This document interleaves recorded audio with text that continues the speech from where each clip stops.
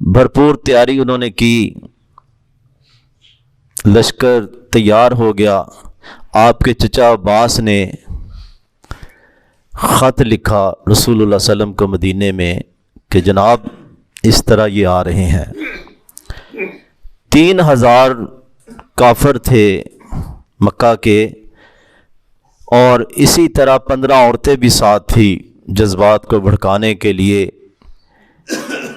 200 گھوڑے، 3000 اونٹ، 200 زریں، اور ان کا جو گھوڑ سوار دستے کے کمانڈر تھے خالد بن ولید اور اکرمہ، جو بھی مسلمان نہیں ہوئے تھے۔ ادھر رسول اللہ صلی اللہ علیہ وسلم نے ہنگامی حالات کا اعلان ہو گیا، مدینے میں میٹنگ طلب کی۔ آپ نے اپنا خواب بھی سنایا کہ میں نے خواب دیکھا ہے کچھ گائیاں ذبح ہو رہی ہیں اور میری تلوار میں کچھ شکستگی ہوئی ہے۔ پھر میں نے اپنا ہاتھ ایک مضبوط زرہ میں ڈال دیا۔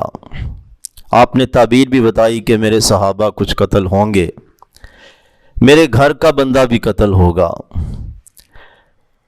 ہاتھ مضبوط زرہ میں داخل ہونے سے مراد مدینہ محفوظ رہے گا۔ مشورہ کیا گیا کہ کدھر ان کا دفاع کیا جائے۔ رسول اللہ صلی اللہ علیہ وسلم کا یہ رائے تھی کہ مدینے کے اندر ہی ہم لڑیں تاکہ چھتوں پہ عورتیں بھی، بچے بھی پتھر بھی پھینک سکیں۔ لیکن جو نوجوان صحابہ تھے جو بدر میں شامل نہیں ہو سکے، وہ کہنے لگے نہیں جی یہ کس طرح ہو سکتا، ہم کھلے میدان میں لڑیں گے۔ حضرت حمزہ رضی اللہ تعالیٰ بھی اصرار کر رہے تھے کیونکہ انہوں نے بھی بدر کے دن شاندار کاروائیاں کی تھیں۔ عبداللہ بن ابی جو منافقوں کا سردار تھا، اتفاق سے وہ بھی کہنے لگا کہ نہیں مدینے کے اندر لڑا جائے۔ اس کا تو اندر پروگرام یہ تھا کہ ادھر کس نے پتہ لگنا کہ کون لڑ رہا ہے کدھر نہیں۔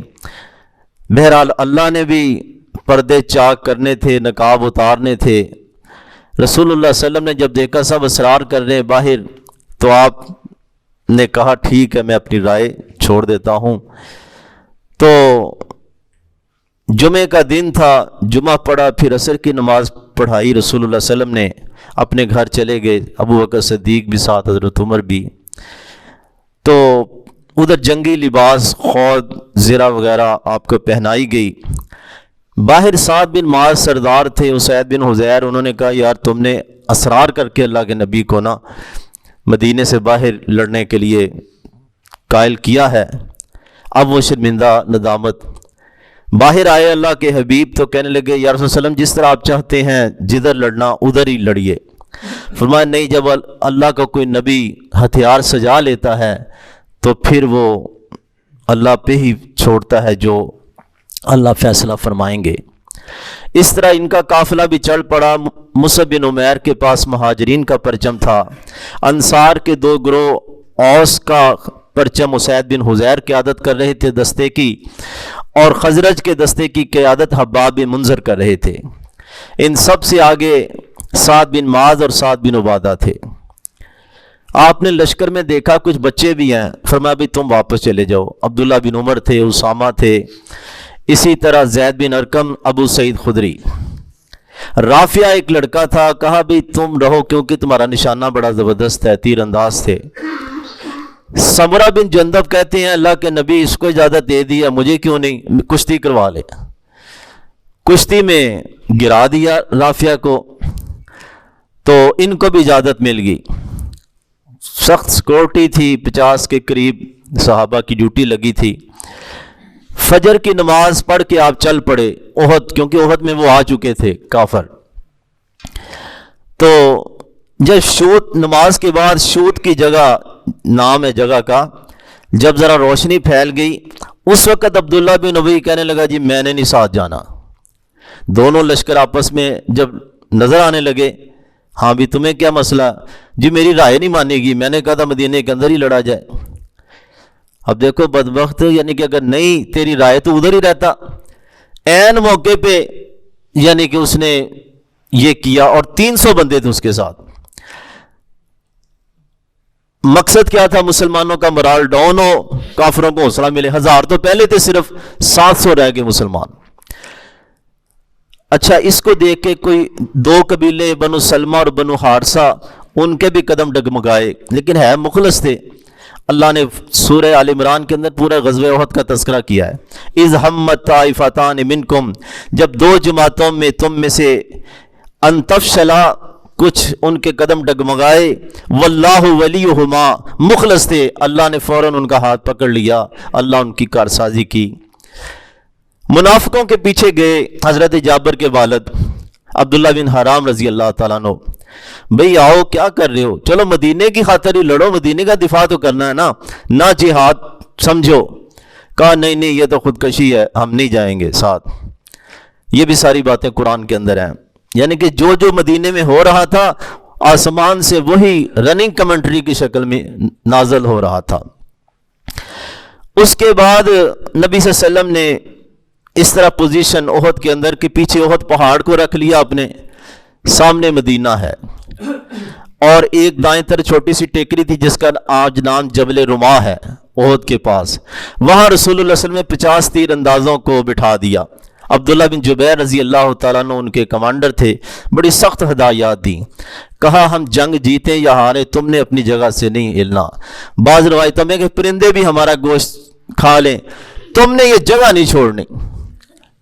یعنی کہ رسول اللہ صلی اللہ علیہ وسلم عسکریت کیا دنیا جانے، اتنے بڑے یعنی کہ دلیروں کے دلیر اور کمانڈروں کے کمانڈر تھے صلی اللہ علیہ وسلم۔ تو اب آپ نے اپنے 700 لشکر 3000 کے مقابلے میں انہی میں جوش اور جذبہ پیدا کر دیا، ہدایات دیں، اپنی تلوار کو نکالا، کہا کون آج حق ادا کرے گا اس کا۔ حضرت علی بھی آگے بڑھے، حضرت زبیر بھی آگے بڑھے، ابو دجانہ نا انہوں نے تلوار ہی پکڑ لی، فرمایا اللہ کے نبی حق بتائیے کیا ہے، فرمایا یہ ٹیڑھی ہو جائے، پکڑ لی، یہ سرخ پٹی باندھ کے ابو دجانہ رضی اللہ تعالیٰ عنہ بھی کمال کا جہاد کرتے۔ تو ادھر یہ صورتحال تھی۔ اب کافروں کی پوزیشن تھی، ابو سفیان ان کا کمانڈر، جو خالد بن ولید ان کے گھوڑ سوار دستہ دائیں طرف، اور اکرمہ جو ابو جہل کا بیٹا تھا وہ بائیں طرف، اور اسی طرح صفوان بن امیہ ان کی پیدل فوج کے کمانڈر تھے۔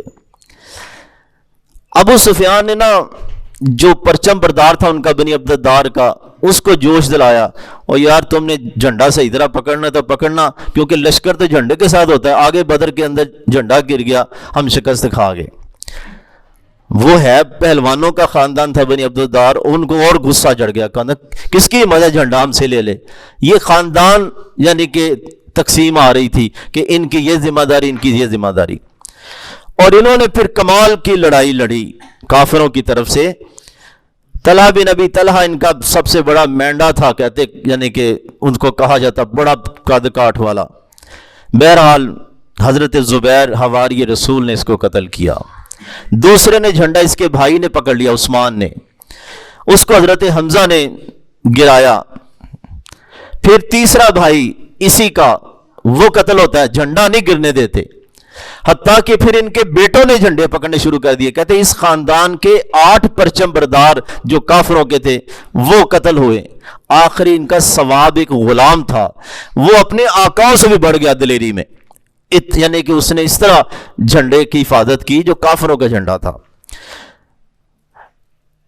جبیر بن محتم کا ایک غلام تھا وحشی، اس نے کہا میرا چچا قتل ہوا تھا بدر میں، تو نبی کے چچا کو بھی قتل کر، تو قتل کرے گا تجھے آزادی ہے۔ غلام تھا، نیزہ پھینکنے میں ماہر تھے۔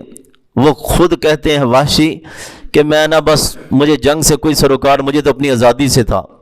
حمزہ شیروں کی طرح لڑ رہا تھا احد کے اندر، میں تو بس اس کو دیکھ رہا تھا میری رینج میں کب آئے۔ کہا جب وہ سامنے آئے تو میں نے نیزہ تول کے پھینکا، ناف کے نیچے سے آر پار ہو گیا، ایک دم وہ گرے، میری طرف بڑھنا چاہا لیکن نیزے نے کام کر دیا اور وہ گر گئے، شہید ہو گئے۔ اس کے بعد حمزہ کی شہادت کے بعد بھی رضی اللہ تعالیٰ مسلمان ڈٹے ہوئے تھے، کیونکہ ایسے ایسے لوگ، حضرت حنظلہ پہلی رات کی دلہن کو چھوڑ کے میدان مقتل میں آ گئے ہیں، جام شہادت نوش کرتے ہیں۔ تو ऐन उस मौके पे कि जब मुसलमान एक और शानदार फतह तारीख के औराक पर सबत कर रहे थे, हजरत जुबैर कहते हैं कि लश्कर शिकस्त खा रहा था, भाग रहा था। काफरों का 3000 का लश्कर, औरतें अपने पांचे उठा के, जो कुरैशी औरतें आई थी वो भी भाग रही थी। ऐन उस मौके पे जो तीर अंदाज थे उनसे गलती हो गई, बड़ा उन्होंने दिफा किया। 3 दफा खालिद बिन वलीद उधर अटैक करने के लिए आए, उधर से हमला करने के लिए, चलो इधर से मैं, लेकिन उन्होंने भगा दिया। जब उन्होंने ये देखा कि मुसलमान तो गनीमत का माल ले रहे हैं, जंग हम जीत गए हैं, तो रसूलुल्लाह सल्लल्लाहु अलैहि वसल्लम के फरमान में तावील कर दी गई। नहीं, अल्लाह के नबी का मकसद था यहां तक कि हम रहें। अब्दुल्ला बिन जुबैर कमांडर ने कहा नहीं, इधर ही रहो, अल्लाह के नबी उतारेंगे तो उतरेंगे या शहीद हो जाएंगे। लेकिन 40 नीचे उतर गए, 10 रहे।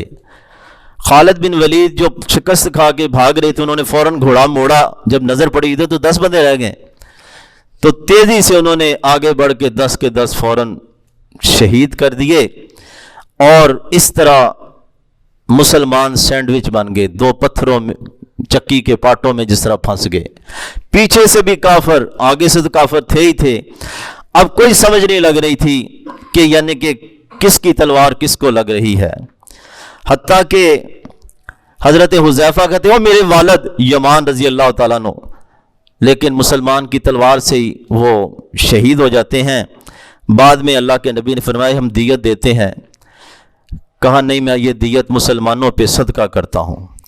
अब उस वक्त रसूलुल्लाह सल्लल्लाहु अलैहि वसल्लम ने एक दिलेरी वाला फैसला किया, चाहते थे अपने सिक्योरिटी गार्ड के जरिए महफूज जगह पे मदीने चले जाते, लेकिन रसूलुल्लाह सल्लल्लाहु अलैहि वसल्लम ने वहां से निकलना नहीं, बल्कि मुसलमानों को इस जो फंसे हुए थे आगे पीछे से इनको निकालना मकसूद था। आपने फरमाया ओ अल्लाह के बंदो इधर आओ। अब नबी की आवाज मुसलमानों तक तो क्या जानी थी, काफरों तक पहले चले गए। अल्लाह अकबर। एकदम काफर टूट पे, क्योंकि जंग का मरकज रसूलुल्लाह सल्लल्लाहु अलैहि वसल्लम थे कि ये खत्म हो गए तो बस हम जंग जीत गए। अब शैतान ने एक अफवाह भी फैला दी कि मोहम्मद सल्लल्लाहु अलैहि वसल्लम कत्ल कर दिए गए, क्योंकि समझ ही कुछ नहीं आ रही थी, और हौसले टूट गए। हजरत अनस कहते हैं मेरे चचा का नाम भी अनस बिन नजर था रजी अल्लाह तआला अन्हु। उन्होंने देखा मुसलमान बड़े अफसुर्दा खड़े हैं। कहा क्या हुआ? कहा नबी शहीद हो गए हैं। कहा तुम तो जिंदा हो ना, वो शहीद हो गए जिस मिशन के लिए उन्होंने जान दे दी, तुम भी आगे बढ़ो। फिर उन्होंने आसमान की तरफ कहा या अल्लाह मैं मुसलमानों की तरफ से माफ़ी मांगता हूँ और काफिरों से मैं बरात का इजहार करता हूँ। यानी कि उस वक़्त ऐसी जिस तरह कहते ना अंधेरी रात में एक चमके, दलेरी का एक सूरज और सितारा बन के वो चमके। आगे बड़े साद बिन माज ने कहा अबू उमर किधर जा रहे हो? कहा मुझे ओहद पहाड़ के पार से जन्नत की खुशबू आ रही है। और ऐसी दलेरी से लड़े, हालांकि उस वक्त मुसलमानों की ये पोजीशन थी, तो उन्होंने ऐसी कार्रवाई की 80 के करीब उनको जख्म लगे। लाशों में से बहन ने लाश निकाल के पहचाना उंगली के पोर से कि ये मेरे भाई की लाश है। इसी अंधेरी रात में एक और सितारा सामने आया, साबित बिन दहदा। उन्होंने कहा अगर नबी फौत हो गए, अल्लाह तो जिंदा है ना, तुम क्यों खड़े हो गए हो? वो भी अपने दस्ते के साथ खालिद बिन वलीद का भरपूर मुकाबला करते हुए जामे शहादत नोश कर लेते हैं। खून रेस मार का हो रहा है जहां रसूलुल्लाह सल्लल्लाहु अलैहि वसल्लम है। 7 अंसारी और 2 कुरैशी, सिर्फ 9 बंदे आपके पास थे, और उधर 3000 की यलगार थी। फिदाई दस्ता जो अंसार का था अमारा बिन यजीद बिन सकन इब्ने सकन के नाम से है, तो अल्लाह के नबी का दिफा करते हुए एक एक करके कटता चला गया। मौरखीन ने लिखा, ईसाई मौरखीन ने, कि ईसा के हवारी तो ईसा का साथ छोड़ गए थे, लेकिन मोहम्मद सल्लल्लाहु अलैहि वसल्लम के सहाबा, नौजवान दस्ता, फिदाई दस्ता एक एक करके कट रहा है, लेकिन नबी के कदमों में ढेर हो रहे हैं, लेकिन नबी का दिफा किया। आखिरी कमांडर अमारा बिन यजीद बिन सकन कहते हैं खून बह रहा है, उन्होंने आगे बढ़ के नबी के कदमों पे अपने रुखसार रख दिए। जिस तरह किसी शायर ने कहा, निकल जाए जान तेरे कदमों के ऊपर, यही दिल की हसरत, यही आरज़ू है। تو یہ تھا وہ منظر. اور دو قریشی کون تھے؟ طلحہ بن عبید اللہ اور سعد بن ابی وقاص رضی اللہ تعالیٰ عنہ. کیا دفاع کر رہے تھے، لیکن ادھر سے حملے. حضرت سعد کا ہی بھائی تھا عتبہ، اس نے پتھر پھینکا، رسول اللہ صلی اللہ علیہ وسلم کا نیچے رباعی دانت ٹوٹ گیا، ہونٹ بھی زخمی ہو گیا. عبداللہ بن شہاب زہری، اس نے پتھر پھینکا، آپ کی پیشانی پہ لگا، زخمی ہو گئی، خون بہنا شروع ہو گیا. لوگوں نے آج میٹھا میٹھا مدینہ تو سنا ہے اور یہی سنتے رہے ہیں، یہ خون ریس اور خون سے لتھڑا ہوا مدینہ ہے. صحابہ کی لاشیں پڑی ہوئی ہیں، اللہ کے حبیب زخمی ہیں. عبداللہ بن کمیہ یہ بھی بہت بڑا پہلوان تھا، اس نے زور سے تلوار ماری آپ کے کندھے پہ. ڈبل زرہ بے شک پہنی تھی، لیکن ایک مہینہ آپ درد محسوس کر رہے ہیں. آج امت کو کیا پتا، لوگ سنت بیان کریں، سوچیں گے جی رکھ لیں گے، یہ کر لیں گے. اس نبی کی یہ کلمہ اس طرح پہنچا ہے. آج ہم قبروں میں چلے جاتے ہیں، رسول اللہ صلی اللہ علیہ وسلم کی سنت کے بغیر ہی چلے جاتے ہیں. اللہ اکبر. اس نے دوسری تلوار ماری تو یہ آنکھ کے نیچے جو ہڈی باہر آتی ہے رخسار پہ، اس کو لگی، آپ کی خود کی کڑیاں اس میں پیوست ہو گئیں. اس نے کہا یہ لو میں نے توڑ دیا ہے. یعنی کہ یہ اس نے زبان سے بھی کہا ابن کمیہ نے، کمیہ مانا توڑنے والے کا بیٹا. فرمایا اللہ تجھے توڑ دے. یہاں یہ بات بھی سمجھیں کہ یہ جو بھرپور اٹیک کر رہے ہیں، ایک کا نام عبداللہ بن شہاب ہے، عبداللہ بن کمیہ ہے. اس کا معنی وہ اللہ کو جانتے تھے. یہ جنگ کیوں ہو رہی ہے؟ خانہ کعبہ کی وہ حفاظت کرتے، غلاف وہ بدلتے، طواف وہ کرتے، مینا میں قربانیاں وہ دیتے، سجدے بھی کرتے تھے. جھگڑا کیا تھا رسول اللہ صلی اللہ علیہ وسلم سے؟ خالص اللہ کی عبادت نہیں کرتے تھے. جو گردنیں بیت اللہ میں جھکتی تھیں وہ مندروں میں بھی جھکتی تھیں. جو جھولیاں خانہ کعبہ آ کے وہ پھیلاتے تھے وہ مندروں میں بھی دعائیں مانگتے تھے. جو نیاز نظر وہ اللہ کے لیے دیتے تھے وہ غیر اللہ کے لیے بھی پرشاد اور نیاز بانٹتے تھے. جس چیز کو ختم کرنے کے لیے رسول اللہ صلی اللہ علیہ وسلم لہولوہان ہو گئے، آج وہی قبروں پہ بھی چکر کاٹے جاتے ہیں، وہی نظر و نیاز آستانوں پہ بھی ہوتی ہے، وہی پیشانی آج ادھر بھی جا کے جھکتی ہے. کیا اس لیے رسول اللہ صلی اللہ علیہ وسلم نے اپنے صحابہ کو کٹوا دیا؟ نبی کا خون گر رہا ہے. آخری بات سن لیں چہرہ مبارک سے. فرمایا وہ لوگ کس طرح ہدایت پائیں گے جو اپنے نبی کو لہو لہان کرتے ہیں. ہدایت اب اللہ کے ہاتھ میں. قرآن کی آیت نازل ہوگی سورہ آل عمران کی، لیس لک من الامر شیء. میرے نبی اس معاملے میں آپ کے پاس کوئی اختیار نہیں ہے. آپ کا کام قربانی دینا، زخم کھانا، جد و جہد کرنا ہے. ہدایت رب کے پاس ہے. او یتوب علیہم او یعذبہم، اللہ توبہ قبول کر لے یا ان کو عذاب دے.